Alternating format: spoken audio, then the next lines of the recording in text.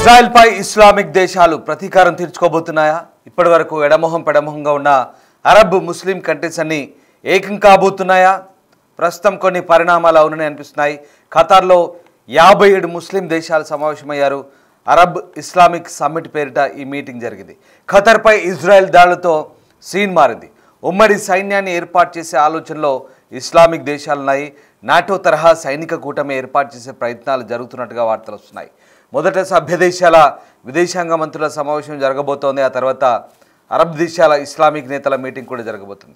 NATO తరహా సైన్యం ఏర్పాటు చేయాలని ఈజిప్ట్ ప్రతిపాదించింది. తొలుత 22 అరబ్ లీగ్ దేశాలకు చెందిన వారికి అధ్యక్ష పదవి ఇవ్వాలని భావించారు. ఇక ఖతర్ దాడి తర్వాత ఇజ్రాయెల్పై ఇస్లామిక్ దేశాలను కూడా మండిపడుతున్నాయి.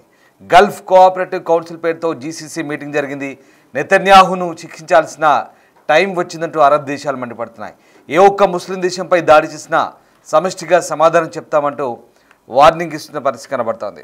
నిజంగా స్వీయ ప్రయోజన లక్ష్యంగా ఇప్పటివరకు పనిచేసుకున్న ఈ అరబ్ ముస్లిం దేశాలు ఏకతాటిపైకి వస్తాయా? ఇవన్నీ సాధ్యమయ్యేనా అంటే ప్రస్తుతం కొన్ని పరిణామాలకు సానుకూలంగా కనిపిస్తే మరికొన్ని పరిణామాలు అవి సాధ్యమయ్యే పని కాదనే విషయాన్ని రుజువు చేస్తున్నాయి. మొత్తం మీద ఇందులో భాగంగానే ఇటీవల 57 ముస్లిం సభ్య దేశాలన్నీ కూడా ఇవన్నీ కూడా ఖతర్ రాజధాని దోహాలో సమావేశమయ్యాయి. ఏ ఒక్క ముస్లిం దేశంపైన దాడి చేసినా అది తమందరిపై దాడి చేసినట్లేనని సమిష్టిగా సమాధానం చెప్తామంటూ గట్టిగా హెచ్చరించాయి.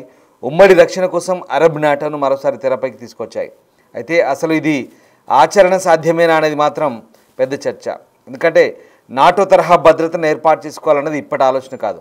అరబ్ స్ప్రింగ్ తర్వాత ఉగ్రవాదానికి వ్యతిరేకంగా 34 ముస్లిం దేశాలు ఒక్కటవ్వాలన్నది సౌదీ అరేబియా పిలుపు. 2015లో మరోసారి ఈ తరహా ప్రతిపాదనను ఈజిప్ట్ చేసిన సార్వభౌమాధికారం ఇతరత్ర కారణాలతో ముందుకు సాగలేదు. ఇప్పుడు ఇజ్రాయెల్ దాడులు ఈ దేశాలను ఒక్కతాటిపైకి తీసుకొస్తున్నాయి. ఖైరో వేదికగా అరబ్ నాటో కార్యాలయం ఏర్పాటు చేద్దామని ఈజిప్ట్ ప్రతిపాదిస్తోంది. అయితే ఈ అరబ్ నాటోకు తాము 20,000 మంది సైన్యాన్ని కూడా అందిస్తామంటూ ఈజిప్షియన్ 4 స్టార్ జనరల్ను ప్రారంభ కమాండర్గా నియమిస్తామంటూ కూడా చెప్తోంది. ఎప్పటికప్పుడు నాయకత్వాన్ని మారుస్తూ ఉండాలని కూడా త్రివిధ దళాలతో పాటు కమాండో యూనిట్లు సైన్య సామాగ్రి శిక్షణను కూడా ఏర్పాటు చేయాలని అంటోంది. దీనికి పాకిస్తాన్, తుర్కీ, ఇరాన్ సమ్మతిస్తున్నాయి. డిప్యూటీ కమాండ్ పాత్రలో సౌదీ అరేబియాను, నిధులు, అధునాతన సామర్థ్యాల కూర్పు కోసం యుఏఈ, బహ్రెయిన్లను బాధ్యులు చేయాలని కూడా ఈజిప్ట్ అనుకుంటుంది. అయితే Saudi Arabia, Turkiye, Iran, Iraq, Kuwait, Qatar, Egypt, Indonesia, Malaysia, Pakistan సహా మొత్తం 50కి పైగా దేశాలు అరబ్ నాటోలో భాగస్వామ్య అయ్యే పరిస్థితులు కనిపిస్తున్నాయి. సో అయితే కొన్ని దశాబ్దాలుగా ఈ ముస్లిం దేశాలను కూడా ఎన్నోసార్లు పాలస్తీనాపై దాడిని ఖండిస్తున్నాయి. అయినప్పటికీ కూడా వెస్ట్ బ్యాంకులో ఇజ్రాయెల్ ఆక్రమణ లాగలేదు. ప్రస్తుతం గాజాపై యుద్ధం చేస్తున్నా పెద్దగా స్పందించడం లేదు. తాజాగా ఖతర్పై దాడి జరిగిన తర్వాతే వారిలో కొంత కదలిక వచ్చినట్లు కనిపిస్తుంది. ముస్లిం దేశాల అతిపెద్ద బలహీనత వారి వద్ద తగినంత సైన్యం లేకపోవడం కాదు, అంతర్గత విభేదాలు. సున్నీ ప్రాబల్య సౌదీ అరేబియా, షియా ప్రాబల్య ఇరాన్ పరోక్ష యుద్ధం చేస్తున్నాయి.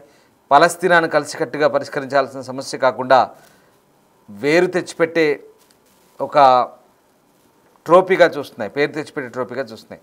సో రకంగా మొత్తం మీద ఈ అరబ్ దేశాలన్నీ కూడా ఇప్పుడు ప్రపంచ మార్కెట్ను ఒక రకంగా శాసిస్తున్నప్పటికి కూడా కొంత ఒడిదుడుకుల వల్ల ప్రస్తుతం ఇబ్బందులు ఎదుర్కొంటున్న పరిస్థితి. సో మొత్తం మీద ఇస్లామిక్ దేశాలన్నీ కూడా ఉమ్మడి సైన్యాన్ని ఏర్పాటు చేయబోతున్నాయి. అవన్నీ సాధ్యమయ్యే పనేనా అంటే ప్రస్తుతానికైతే దోహాలో అరబ్ ఇస్లామిక్ దేశాల అత్యవసర శిఖరాగ్ర సమావేశం అయితే జరిగింది. అందులో మొదట సభ్య దేశాల విదేశాంగ మంత్రులు సమావేశమయ్యారు. తర్వాత ఇరాన్ అధ్యక్షుడు, ఇరాక్ ప్రధాని, పాలస్తీనా అథారిటీ ప్రెసిడెంట్, అనేక అగ్రదేశాల నాయకులు హాజరయ్యారు. ఇంతలో ఈజిప్ట్ నుంచి మళ్ళీ ఉమ్మడి భద్రతా దళం ప్రతిపాదన చర్చకు వచ్చింది. సో ఆ రకంగా ఈ మొత్తం వ్యవహారం ప్రస్తుతం ఇప్పుడు ఆసక్తికరంగా మారుతుంది. సో మొత్తం మీద ఈ వ్యవహారం మరి ఎటు మలుపు తిరుగుతుందనేది మాత్రం ఇప్పుడు చర్చనీయాంశంగా మారుతుంది. ఖతర్లో జరిపినట్టుగానే ఇజ్రాయెల్ తన విచక్షణ రహిత దాడులను పెంచవచ్చు, అది దేశాన్ని అలాగే మొత్తం రీజియన్ను విపత్తు వైపు నెట్టవచ్చు అంటూ తుర్కీయే ఆరోపిస్తున్న పరిస్థితి. సో మొత్తం మీద ఇక్కడ వాస్తవానికి ఈ మొత్తం వ్యవహారంలో ఒక్కటి ఆలోచించదగ్గ విషయం ఏంటంటే ఇజ్రాయెల్ దోహాపై దాడి చేసినప్పుడు ఎక్కడ హమాస్ అగ్రనాయకత్వం అక్కడ ఉందని చెప్పేసి ఇజ్రాయెల్ భావించి దోహాలోని ఓ ప్రాంతంలో దాడి చేసింది. సో ఈ దాడులు అమెరికాకు తెలియాలి, మరి అమెరికాకు తెలియకుండానే ఇజ్రాయెల్ దాడి చేసింది అనేది ఇప్పుడు అరబ్ కంట్రీస్ ఆరోపిస్తున్న పరిస్థితి. ఎందుకంటే ఇక్కడ ఖతర్కు అమెరికా మంచి మిత్రుడు. అంతేకాదు ఖతర్లో యుఎస్ ఎయిర్ బేస్ కూడా ఉంది. ఇంకో విషయం ఏంటంటే మొన్న మధ్య ఖతర్ పర్యటనకు వచ్చినప్పుడు ఏకంగా అమెరికా అధ్యక్షుడు డొనాల్డ్ ట్రంప్కు ఖతర్ ఒక విలాసవంతమైన జెట్ ఫ్లైట్ కూడా ఆయనకు బహుకరించింది.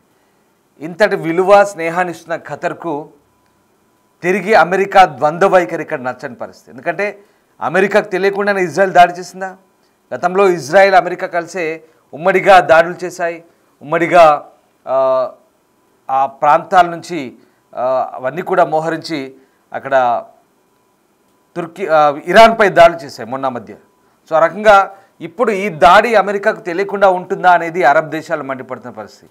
గల్ఫ్ కోఆర్డినేషన్ కౌన్సిల్ ఏదైతే ఉందో, గల్ఫ్ సహకార సంఘం కావచ్చు, అలాగే అంతర్జాతీయ ముస్లిం సమాఖ్య ఏదైతే ఉందో, OIC organisation for Islamic countries ఏదైతే ఉందో, కౌన్సిల్ ఏదైతే ఉందో, సో ఇవన్నీ కూడా ఇదే మండిపడుతున్నాయి. ఇప్పుడు ఇజ్రాయెల్ ఏదైతే దాడి చేసిందో అవి రేపు మిగతా దేశాలపై కూడా చేసే అవకాశం ఉంది. ఇట్లాగే ఊరుకుంటూ పోతే అంటూ ఇస్లామిక్ దేశాలన్నీ కూడా మండిపడుతున్నాయి. అందుకే ఉమ్మడి సైన్యం ప్రతిపాదన తీసుకురావాలని ఆలోచిస్తున్నాయి. కానీ ఇక్కడ ఇజ్రాయెల్ ఒకటి మాట కట్టుబడింది, తమ దేశాన్ని కష్టాల పాలు చేసిన హమాస్ లీడర్లు ఎక్కడున్నా వదిలిపెట్టమంటూ ఇజ్రాయెల్ చెప్తుంది. అది ఏ దేశమైనా సరే ఆ దేశంపై అవసరమైతే దాడులు చేస్తామంట. కానీ ఇజ్రాయెల్ ఇక్కడ ఖతర్ను కానీ అరబ్బులను కానీ టార్గెట్ చేసి దాడులు చేయలేదు. కేవలం హమాస్ లీడర్లు అక్కడ ఉన్నారు. నిర్దేశిత దాడులు అంటే టార్గెట్ స్ట్రైక్స్ అంటారు అవి. సో కేవలం ఒక టార్గెట్ ఫిక్స్ చేసిన ప్రాంతంలోనే దాడులు చేశారు. కానీ ఖతర్ ఏం భావిస్తుందంటే తమ దేశంపై చేసిన దాడిగానే వాళ్ళు భావిస్తున్నారు. అంటే తమకు హమాస్పై దాడి చేసినప్పటికీ అది తమ దేశంలో జరిగింది కాబట్టి తమ దేశ సార్వభౌమాధికారంపై దాడి చేసినట్టుగానే ఖతర్ భావిస్తారు. సో మొత్తం మీద ఈ మొత్తం వ్యవహారం అయితే కొంత ఆసక్తికరంగా మారుతుంది. ఇక్కడ యుఎస్ పాత్ర ఏంటన్నది ఇప్పుడు యుఎస్ ఏం చేయబోతుంది. యుఎస్ ఓవైపు దూతలను పంపుతుంది అటు ఇజ్రాయెల్కి. అక్కడ మార్క్ రూబియో ఇజ్రాయెల్ వెళ్ళాడు. మరోవైపు ఇక్కడ దోహాలో ఇస్లామిక్ దేశాలన్నీ కూడా సమావేశమవుతున్నాయి. 57 ఇస్లామిక్ దేశాలన్నీ కూడా సమావేశమై ఇప్పుడు ఇజ్రాయెల్కు హెచ్చరికలు జారీ చేసిన పరిస్థితి. అంటే పరోక్షంగా మేమంతా కలిసికట్టుగా ఉన్నామని చెప్పే ప్రయత్నం చేస్తున్నాయి. సో ఇక్కడ వరుసగా అంటే గత కొద్ది రోజులుగా ఇజ్రాయెల్ దాడులు చేస్తుంది, భయంకర దాడులు చేస్తుంది. ముఖ్యంగా హమాస్ లీడర్లు ఎక్కడెక్కడున్నారు, సిరియా, ఇరాన్, లిబియా, అలాగే చాలా ప్రాంతాల్లో దాడులు చేసింది. ముఖ్యంగా ఖతర్పై దాడి చేసింది, ట్యునీషియా మీద కూడా దాడి చేసింది. మొత్తం 6 దేశాల్లో 72 గంటల్లో దాడి చేసిన పరిస్థితి కనబడుతుంది. చాలా ప్రాంతాల్లో ఈవెన్ జోర్డాన్లో కూడా దాడులు చేసిన పరిస్థితి. సో ఆ రకంగా ఇజ్రాయెల్ ఎక్కడెక్కడ హమాస్ ఉందో అక్కడెక్కడ దాడులు చేసుకుంటూ పోతుంది. అందులో భాగంగానే దోహా ఖతర్లో దాడి చేసింది. ఇది హమాస్ టార్గెట్గా చేసిన దాడులుగా ఇజ్రాయెల్ చెప్తుంది. ఐడిఎఫ్ ధృవీకరించి తాము దాడులు చేశామంటుంది, కానీ హమాస్ లీడర్ల టార్గెట్గా దాడులు చేశామని చెప్తుంది. కానీ ఖతర్ మాత్రం దీన్ని సీరియస్గా పరిగణిస్తుంది. ఎందుకంటే ఖతర్ దేశంపై జరిగిన దాడితో ఒక్కసారిగా ఇస్లామిక్ దేశాల్లో కదలిక వచ్చింది. ఇస్లామిక్ దేశాలన్నీ కూడా ఇప్పుడు ఏకంగా ఉన్నామంటూ కొంత ఐక్యత రాగాన్ని ప్రదర్శించే పరిస్థితులు ఉన్నాయి. కానీ ఇక్కడ చాలా డిఫరెంట్ పరిస్థితులు ఉన్నాయి. సౌదీలో ఉన్నటువంటి ముస్లిమ్స్ వేరు, ఇక్కడ ఉన్నటువంటి అలాగే ఇరాన్లో ఉన్నటువంటి షియా తెగ వేరు, సౌదీలో సున్నీలు ఉంటారు. వీళ్ళకి ఇట్లాంటి గొడవలు ఉన్నాయి ఇస్లాం దేశాల మధ్య. అలాగే చాలా ప్రాంతాల్లో పాలస్తీన్కి తర్వాత మిగతా దేశాలు కొన్ని పరోక్షంగా మద్దతు ఇస్తున్నప్పటికీ కొన్ని దేశాలు మాత్రం ఇక్కడ పట్టించుకునే పరిస్థితి. కానీ ఖతర్పై జరిగిన దాడి తర్వాత యుఏఈ ఖండించింది, కువైట్ ఖండించింది, సౌదీ ఖండించింది, చాలా దేశాలను కూడా ఖండించాయి. ఖతర్తో దాడితో ఒక్కసారిగా కదలికి వచ్చిన పరిస్థితి. మరి ముస్లిం దేశాలను కూడా ఏకతాటిపైకి వచ్చి ఇజ్రాయెల్కు పరోక్షంగా హెచ్చరికలు జారీ చేసిన పరిస్థితి. ఈ మొత్తం వ్యవహారంలో వెనుకుండి నడిపించింది అమెరికా అనేది ఇక్కడ ఈ దేశాలన్నీ కూడా భావిస్తున్న పరిస్థితి. ఇక్కడ ఇప్పుడు అమెరికా ఏం చెప్పబోతుంది, అమెరికా ఎలాంటి సమాధానం ఇస్లామిక్ దేశాలు చెప్పబోతుందని ఆసక్తికరంగా మారుతుంది. ఎందుకంటే సౌదీ అమెరికాకు మిత్రదేశం, సౌదీలో ఎయిర్ బేస్ ఉంది యుఎస్ది, ఖతర్లో యుఎస్ ఎయిర్ బేస్ ఉంది, కువైట్లో యుఎస్ ఎయిర్ బేస్ ఉంది, బహ్రెయిన్లో యుఎస్ ఎయిర్ బేస్ ఉంది. ప్రతి ఇస్లామిక్ దేశం అమెరికా చెప్పు చేతల్లో ఉన్నాయి, అమెరికా చెప్పినట్టే వింటుంది. మరి ఈ ఇస్లామిక్ దేశాలన్నీ యునైటెడ్గా ఫైట్ చేస్తాయా, యూనిటీతో ఫైట్ చేస్తాయా, కలిసికట్టుగా ఉంటాయా అంటే అది చెప్పలేని పరిస్థితి. అది సాధ్యమవుతుందా లేదా అనేది ఇప్పుడు మనం నిర్ణయించాలి. సో మొత్తం మీద ఇప్పుడు ముస్లిం దేశాలన్నీ కూడా ఒక హెచ్చరికను జారీ చేస్తున్నాయి. దోహాలో అయితే ఇక్కడ ఈజిప్ట్ కొత్త ప్రతిపాదన తీసుకొచ్చింది.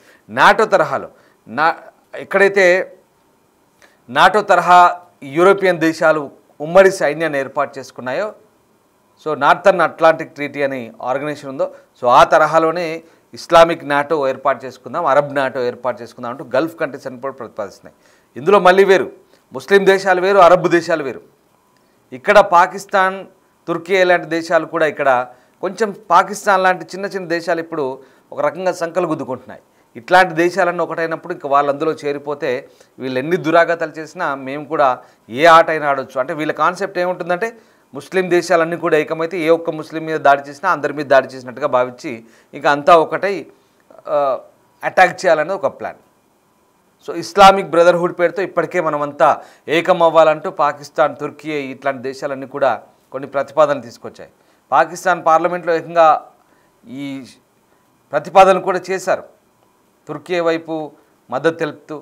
అంటే వీళ్ళు ఎట్లాంటి పాకిస్తాన్ విషయానికి వస్తే మాత్రం ఖచ్చితంగా క్లియర్గా భారత్పై టెర్రరిజాన్ని ప్రోత్సహిస్తూ అటాకులు చేసిన ఇట్లాంటి పాకిస్తాన్ కూడా ఇట్లాంటి ఇస్లామిక్ కంట్రీస్ సపోర్ట్ చేస్తాయంటే కనుక అక్కడ అది పెద్ద తప్పిదమే అవుతుంది. సో ఇక్కడ అందుకే ఆచితూచి అడుగు వేస్తున్నాయి. పాకిస్తాన్ చేసిన ప్రపోజల్కి అప్పట్లో ఎవరు స్పందించలేదు, పెద్దగా పట్టించుకోలేదు. ఇప్పుడు కూడా ఈ ప్రతిపాదన ఏ రకంగా ఉంటుందని మాత్రం నిజంగా వేచి చూడాల్సిన పరిస్థితి. సో మొత్తం మీద ఇస్లామిక్ దేశాలన్నీ కూడా ఒకటవ్వాలని ప్రయత్నిస్తున్నప్పటికీ కూడా దీనికి సంబంధించి ప్రస్తుతం అరబ్ ఇస్లామిక్ దేశాల మధ్య ఈ సైనిక కూటమి లేదా ఈ సెంట్రల్ ట్రీటీ ఆర్గనైజేషన్ అనేది ఏ రకంగా ఉండబోతుందనేది మాత్రం చూడాలి. ఇది గతంలో కొనసాగింది, బాగ్దాద్ ఒప్పందం అంటారు, అది 1979 వరకు కొనసాగింది. కానీ తర్వాత మళ్ళీ అవన్నీ కూడా విడిపోయాయి. అసలు ముస్లిం దేశాల మధ్య యూనిటీ లేదు పూర్తి స్థాయిలో. సో ఆ రకంగా ఇప్పుడైతే ఈ దోహాపై జరిగిన దాడికి సంబంధించి అయితే పూర్తి స్థాయిలో ఈ దేశాలన్నీ కూడా ఖండిస్తున్నాయి. 6 చనిపోయారు, అందులో హమాస్ కీలక నేత కుమారుడితో సహా 5 చనిపోయారు, మొత్తం 6 చనిపోయారు. ఆ రకంగా ముస్లిం దేశాలు కలిసి వచ్చి తమను తాము రక్షించుకోగల ఉమ్మడి భద్రతా దళాన్ని ఏర్పాటు చేయలేకపోవడానికి కారణం ఏంటనేది కనుక ఆలోచిస్తే ఖచ్చితంగా అరబ్ ఇస్లామిక్ దేశాలు రాజకీయ, భద్రత, ఆర్థిక స్థాయిలో సమగ్ర భాగస్వామ్యాన్ని పెంచుకోలేకపోవడమే దీనికి కారణమని తెలుస్తుంది. ఏదేమైనా ఇప్పుడు సో ఖతర్ రాజధాని దోహాపై ఇజ్రాయెల్ దాడి చేసిన తర్వాత ఖతర్ రాజధాని దోహాలో అరబ్ ఇస్లామిక్ సమ్మిట్ అయితే కొనసాగింది. సో ఆ సమ్మిట్లో 57 పైగా ముస్లిం దేశాలు పాల్గొన్నాయి. సో ముస్లిం దేశాలన్నీ కూడా ఇప్పుడు ఐక్యత రాగాన్ని ప్రదర్శిస్తున్న పరిస్థితి కనబడుతోంది. కానీ ఇది సాధ్యమా కాదా అనేది ఇంకా తేలాల్సి ఉంది. సో ఆ రకంగా ఐక్యరాజ్య సమితిలో పాకిస్తాన్ను ఇజ్రాయెల్ మందలించిన తీరుపై కూడా ముస్లిం దేశాలకు కోపం తెప్పించినట్టు తెలుస్తోంది. అప్పుడు సో ఆ రకంగా ఖతర్పై ఇజ్రాయెల్ దాడితో అమెరికాకు మద్దతు ఇచ్చే గల్ఫ్, అరబ్ దేశాలు కూడా ఐక్యంగా ఉండాల్సి వచ్చిందంటూ మాట్లాడుతున్న పరిస్థితి. సో ఏదేమైనా యునైటెడ్ అరబ్ ఎమిరేట్స్ అలాగే ఇజ్రాయెల్ మధ్య సంబంధాల్లో ఇది కొంత ఉద్రిక్తతని పెంచింది. సో ఆ రకంగా ఇజ్రాయెల్పై ముస్లిం దేశాల కోపాన్ని కొంత ఇక్కడ మనకు కనబరుస్తుంది.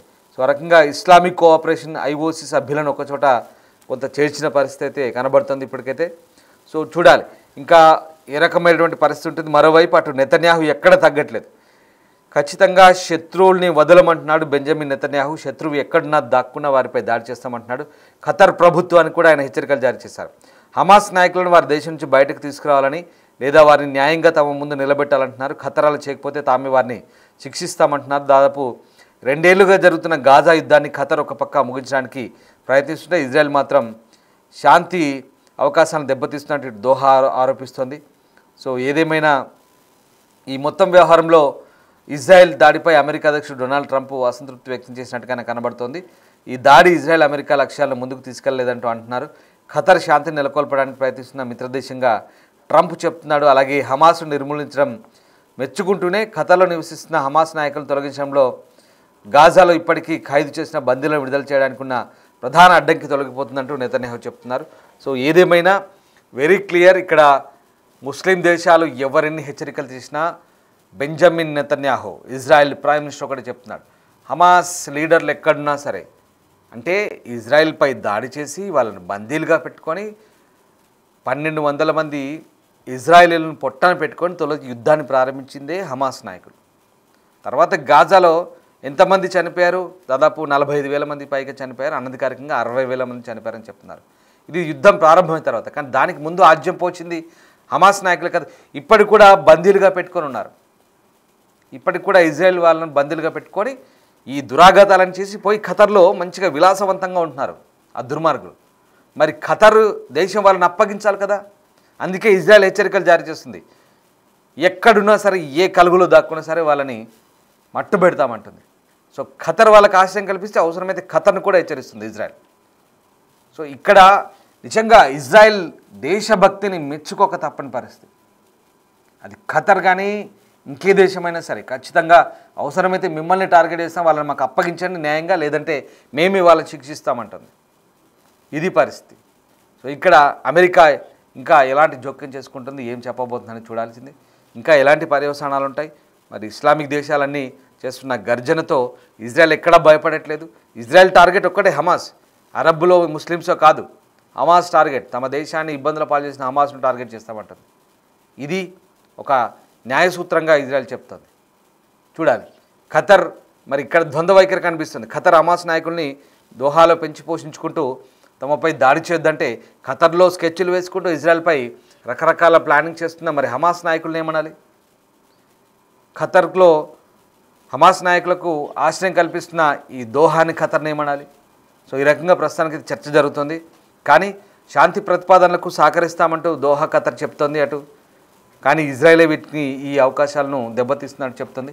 మధ్యలో అమెరికా కూడా కాస్త సమయం పాటించమంటూ ఈ దేశాలు చెప్తుంది. చూడాలి భవిష్యత్తులో ఎలాంటి పరిణామాలు ఉంటాయి. ఏదేమైనా హమాస్ టార్గెట్గా ఇజ్రాయెల్ చేస్తున్న పోరాటం అయితే నిజంగా ఎప్పటికి ఆగుతోంది, ఏం జరగబోతుందని మాత్రం ఇంకా తేలాల్సింది. హమాస్పై పోరాటంలో భాగంగా ఇజ్రాయెల్ చాలా దుందుడుకుగా ప్రవర్తిస్తుందనేది మాత్రం ఇక్కడ సుస్పష్టంగా కనిపిస్తోంది.